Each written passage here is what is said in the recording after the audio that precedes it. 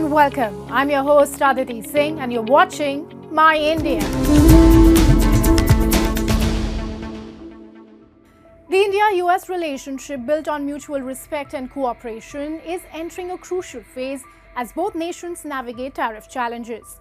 With the impending implementation of US reciprocal tariffs, India is proactively considering significant tariff reductions on US imports to facilitate a bilateral trade agreement by this fall. Experts remain optimistic that a comprehensive trade deal could strengthen long-term relations despite short-term tariff concerns.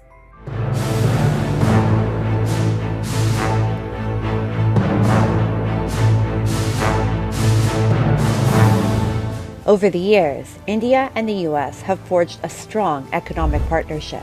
As the global trade landscape evolves, the Indian government is proactively addressing the potential impact of US President Donald Trump's global reciprocal tariffs.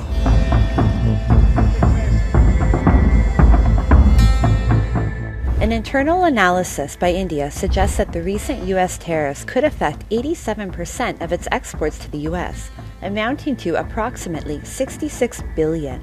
In response, reports indicate that India is considering reducing tariffs on more than half of US imports, valued at approximately $23 billion. On trade, we had a very open discussion. And the result of that discussion was that the Prime Minister and the President agreed that we would conclude you rightly said, not a free trade agreement, but a bilateral trade agreement by fall this year. And that is what is currently under discussion. Despite ongoing negotiations on tariff issues, India has reaffirmed that both nations remain committed to finalizing the trade agreement within the agreed timeline. The two governments are actively working to build a framework for the BTA, which would aim to expand trade, enhance market access, reduce tariff and non-tariff barriers, and deepen supply chain integration. In this endeavor, as I told you, our Commerce and Industry Minister had visited the United States from 3rd to 7th of March, where he met with US Commerce Secretary as also US Trade Representative. Government of India remains engaged with the US administration. India-US trade includes key Indian exports such as pharmaceuticals, textiles, and IT services, while the US exports aircraft, machinery, oil, and agricultural products to India. Experts remain optimistic that despite short-term tariff challenges, a well-negotiated trade deal could significantly strengthen long-term bilateral relations. We are expecting a trade deal. We are going to have a trade deal with the US, and although there will be a tariff issues, which I believe if we get a trade deal, a good trade deal, then these tariff issues may be a short-term thing, whereas the trade deal may help the India-US relation in the long term. And it will help both the countries. Specifically, India will get much benefit if we get a trade deal.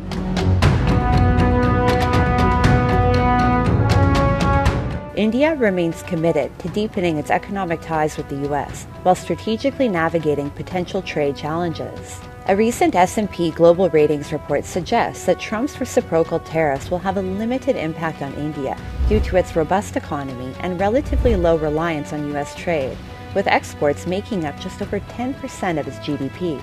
Despite a $45.6 billion US trade deficit with India, World Trade Organization data shows that the average US trade-weighted tariff is 2.2%, compared to India's 12%.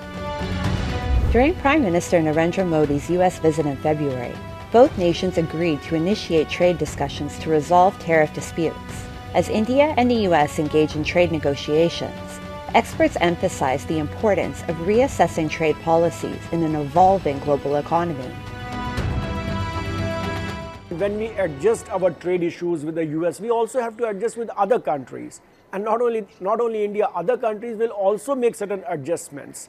So it's a time for India and rest of the world to rethink on the trade issues. And India is doing a lot of work in this direction. By remaining adaptable and committed to open dialogue, both India and the United States can forge a resilient trade partnership that benefits their economies and sets a positive example for global trade relations.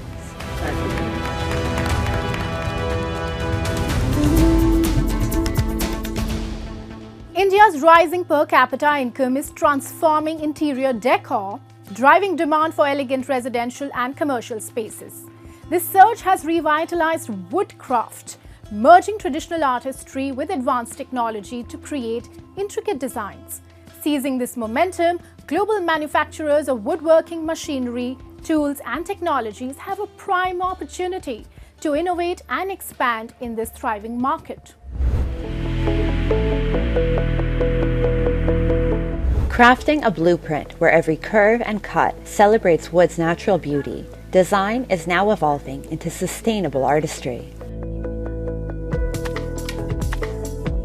Meet Sonia Rana, an interior decorator from the suburbs of Delhi, specializing in exquisite wood-carved interiors. With a keen eye for detail and a passion for craftsmanship, she curates stunning residential and office spaces that seamlessly blend elegance with the timeless charm of wood.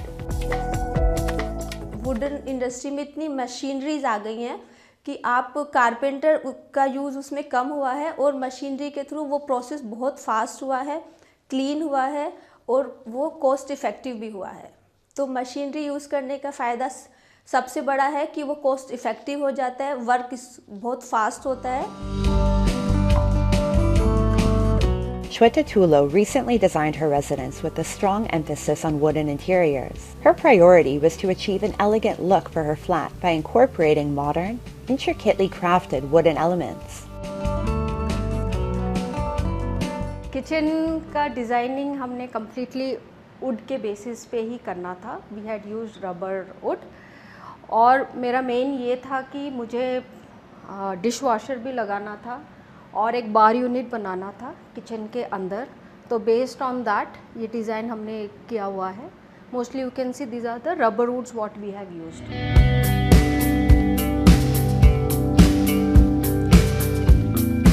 India's emerging woodcraft trend has quickly attracted global players, prominently showcased at India Wood 2025, the premier exhibition for woodworking machinery, tools, and technologies. From precision fittings to cutting-edge furniture production, the event highlighted the seamless fusion of traditional craftsmanship with modern innovation. Celebrating 25 years of industry growth, India Wood 2025 underscored India's rise as a global manufacturing powerhouse in furniture and woodworking. We foresee a very good furniture industry to be developed in India. As per our PM's vision of Atmanirbhar Bharat, lot of companies are coming in to manufacture India, and now day by day imports are being reduced considerably. And we hope that due to industries booming, our machine manufacturing industry will also grow exceptionally well. Since its inception, India Wood has fueled industry growth by bringing together global manufacturers, suppliers, and experts. For over 25 years, it has driven technological advancements, sustainability, and international collaborations.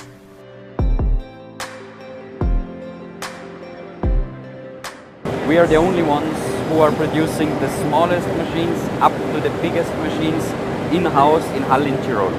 So what you can expect from us is always state-of-the-art machinery, quality from Europe, here in India. That means what we're doing, we have a subsidiary in India, amazing people, great people here over in India, and together with the Indian team and the Indian market, we always develop machinery which is specifically made for India. Today, whenever people are moving into flats, whenever they construct house, modular furniture is a priority for them. They would like to have a proper kitchen, and they would like to have wardrobes. So I think that itself, is a big shift in the Indian consumer's mind. that today people would like to have these elements in their homes. So there is a big shift and there is a big potential for this market. As craftsmanship merges with innovation, India is poised to become a global leader in the furniture and woodworking sector. Driven by luxury housing, hotels, and commercial spaces, the market is witnessing a growing demand for eco-friendly and customized wooden interiors.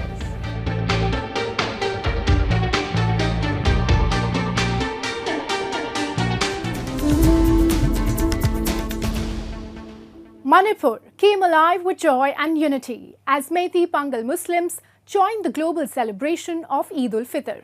Marking the end of Ramadan, heartfelt prayers filled mosques and Eidgahs, while feasts and charity spread happiness. The festival radiated the spirit of togetherness, love and generosity, strengthening the bonds of harmony across the state. Take a look.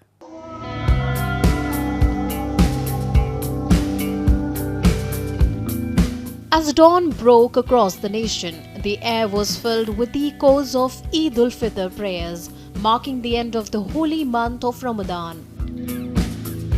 With that, the Imphal city in India's northern eastern state of Manipur witnessed Meiteis and Muslim communities converging to commemorate the festival of peace and harmony together. The festival, also known as the smaller Eid, signifies the conclusion of a month-long fast and is celebrated with great joy and devotion.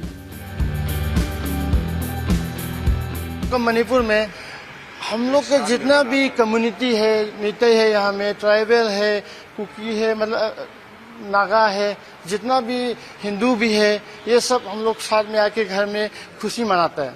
इस festival में सब जो है एकता होकर हम लोग एक unity यहाँ में फॉर्म किया हुआ ऐसा देखा हम लोग को. Eid ul-Fitr is one of the two major Islamic festivals celebrated worldwide and serves as a reward for the devotion, prayers and abstinence observed during Ramadan. Muslim men thronged the Eidgahs, following which their Meitei Hindu and Christian neighbors extended warm greetings, joining in the celebrations. यही तो है मणिपुर का एक फर्क यही है कि दुनिया का जगह से यहाँ में मैक्सिमम जो मुस्लिम है, हिंदू है, क्रिश्चियन है और सारा जो कम्युनिटी मेइतेई मेजॉरिटी कम्युनिटी भी है, सब मिल के हम लोग बनाते हैं. लेकिन यहाँ में मेजॉरिटी कम्युनिटी मेइतेई जो है सब साथ में हम लोग दे के यहाँ में जो रह रहा है कम्युनिटी सब मिल के हम लोग बनाते हैं और बहुत खुशी है. हम लोग ईद आने में सब मिल के एक बार जो हम लोग खाना खाते हैं, स्वीट लेते हैं, ये सब हम लोग को बहुत खुशी मिलता है. As part of the age-old tradition of communal bonding, different communities were invited to partake in the grand Eid feast. The festival is also a time of charity and kindness, and this spirit extends beyond religious lines.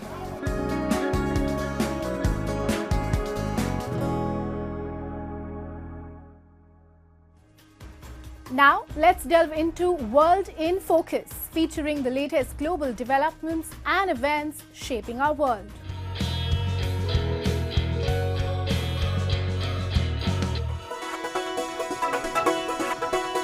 The Golden State Walkeries hope to build on a blockbuster for the WNBA in their debut year, with the newest expansion team hitting the court amid a surge in popularity for the league.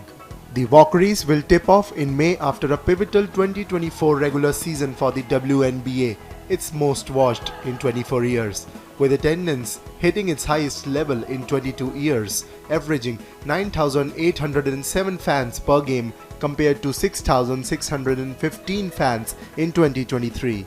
The Walkeries are the first new franchise since 2008 after long-standing calls from fans to expand, and it is the first in a wave of 3 new teams joining the league. Toronto, Canada, Portland and Oregon will each have teams debut next season. The expansion comes as women's sports across the board produce record revenue. Last year, global revenues reached $1.88 billion, and this year are projected to reach at least $2.35 billion according to Deloitte. Part of last year's surge in exposure for the WNBA came from a talented rookie class that included Caitlin Clark and Angel Reese, who have famously played one another since their teenage days. Although the team is still finalizing its roster and some players have yet to arrive for April's training camp, Hayes and teammates Kyla Thornton and Veronica Burton have already started practicing at the team's facility in downtown Oakland. Thornton won a WNBA championship with the New York Liberty in 2024. The WNBA regular season begins on May 16.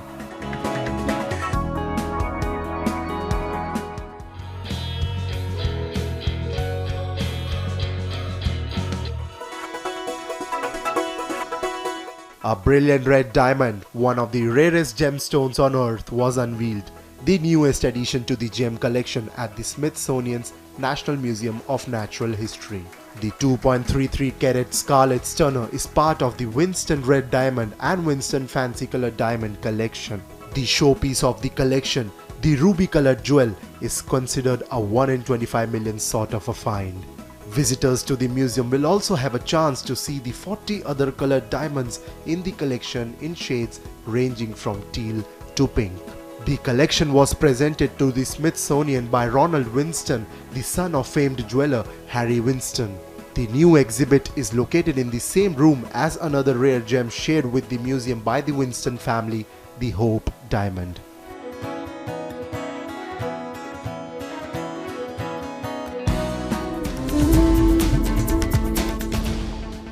Across India, a silent revolution is transforming the landscape as citizens take charge of a cleaner, greener future. From innovative recycling hubs to energetic community plogging drives, people are turning waste into opportunity, embodying the spirit of Swachh Bharat Abhiyan, the Clean India mission. These grassroots movements are not just about cleanliness, they are a powerful step towards sustainability and environmental consciousness.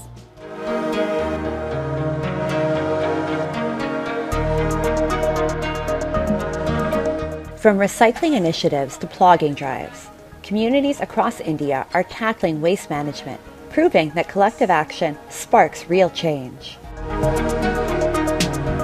In Pune's bustling Kalyani Nagar, the Swachh Kalyani Nagar initiative stands as a shining example of grassroots impact.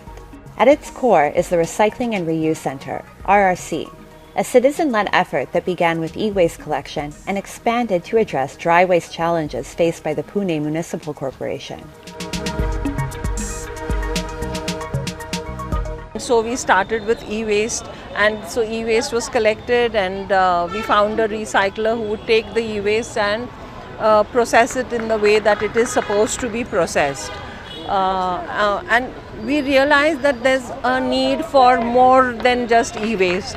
We realized that the dry waste is what was becoming a big problem, because we could see that PMC was not able to, completely, collect and then find a way to dispose it off well without harming the environment. And we found that the need to start a center like we have here now. The success of this model has resonated far beyond Pune, even attracting environment enthusiasts from other parts of the country who seek to replicate its success in their own regions. हमें challenges ये solid waste का है। अभी यहाँ के हमें ये पता चला कि यहाँ पे भी लोग जो घरों में जो चीज़ें जिसको नहीं चाहिए वो यहाँ पे रख सकते हैं ला के, और जिसको उस चीज़ का ज़रूरत है वो यहाँ से लेके जाते हैं। ये एक नया कॉन्सेप्ट है। इससे पहले मैं यूरोप गया था, वहाँ पर भी ऐसा वाला सिस्टम देखा था। Beyond recycling, Pune's plogging movement turns fitness into action, blending jogging with litter collection.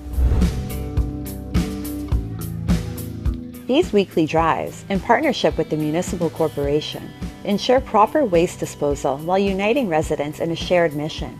With its ease and inclusivity, plogging is transforming cleanliness into a community-driven movement. We began with 7-10. On Sundays, we used to have 15-20 people, and we used to say full house. And today, if you see 5 years down the line, so many people have joined us. There are 10,000 registered floggers pan-India, and it's just, movement is just like expounded exponentially. We segregate the waste accordingly. So if you see, the plastic is segregated differently along with glass bottles and all, and they're disposed accordingly. So we are in collaboration with PMC in a way. They dispose the waste and we dispose the glass bottles for recycling separately.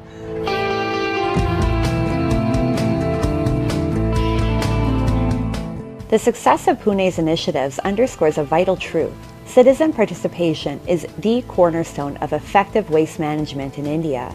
Across cities like Indore and Surat, communities have embraced household waste segregation and upheld cleanliness even in the narrowest lanes, earning them recognition among India's cleanest.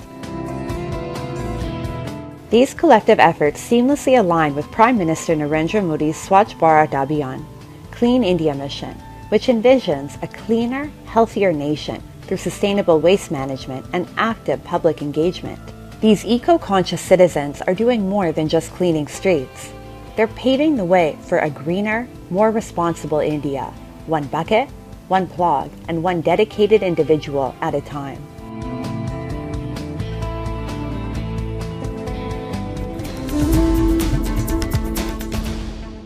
Kerala, often hailed as God's own country, is a breathtaking state in southern India where nature's splendor seamlessly intertwines with a rich cultural heritage.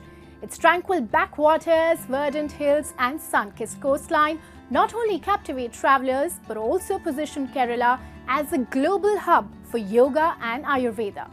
Rooted in ancient wisdom, these traditions thrive here, offering a sanctuary for physical rejuvenation, mental tranquility and spiritual awakening.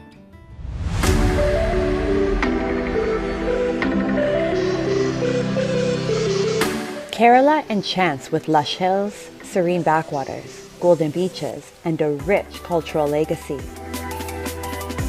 More than just a tourist paradise, it's a haven for spiritual seekers. With a yoga tradition spanning thousands of years, what Kerala offers is more than just physical practice. Instead, a profound journey toward mental peace and spiritual growth awaits.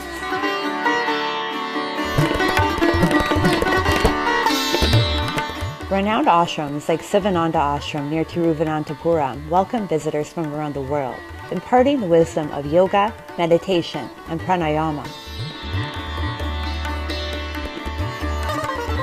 Here we are at the Shivananda Yoga Vedanta ashram, and I'm here because I've been told about this ashram, this little ashram in the middle of the jungle near a lake, and I was super curious since I love practicing yoga and I also love to meditate.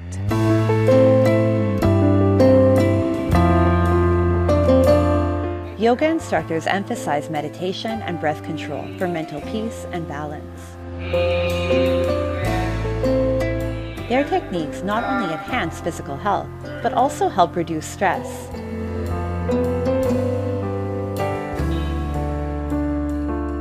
In yoga, we don't just consider physical health. Physical health is okay, but even more important is our mental health, that we should have peace of mind, we should have good feelings, we should have positive feelings in our mind, in our life, in our relationships. We should have good emotions in our day-to-day life. And also we consider spiritual health. Spiritual health means we should have some ambition in life. What is the purpose of my life? I should have some inspiration that my life has some purpose. I'm not just working like a machine.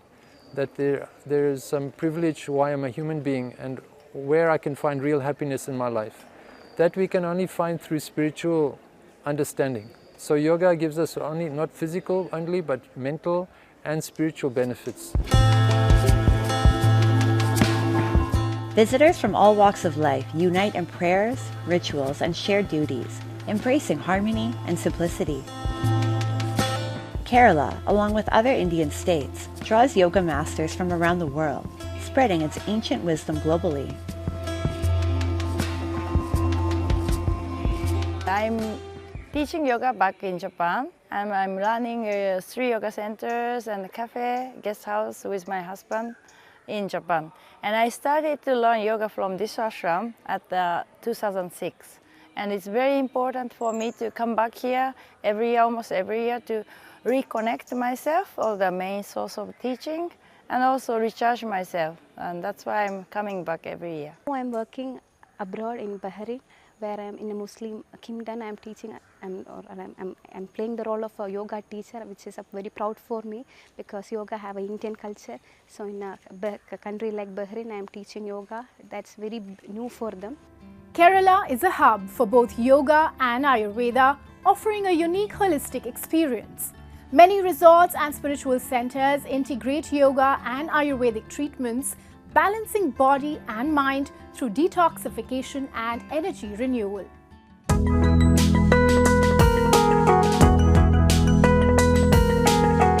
Kerala remains a center for Ayurveda, providing holistic healing through herbs, oils, and natural therapies. Its personalized treatments cater to individual needs, attracting visitors from India and beyond.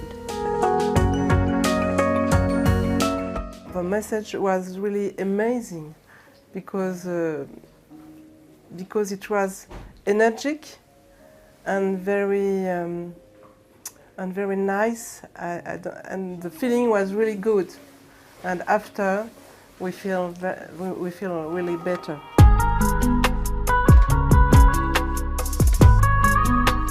Ayurvedic massages such as Abhyangam, Panchakarma, and Shirodhara range from 30 minutes to several days, tailored to individual needs for optimal healing.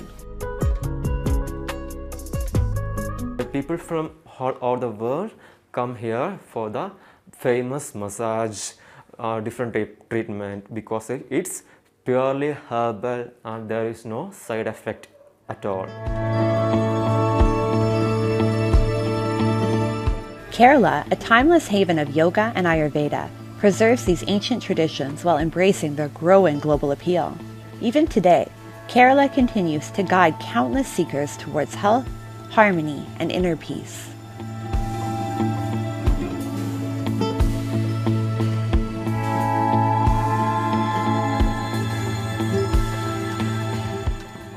Kerala, God's own country, blends natural beauty with cultural heritage, making it a global hub for yoga and Ayurveda. And with that, we wrap up today's episode of My India. We will see you next week at the same time. Goodbye and take care.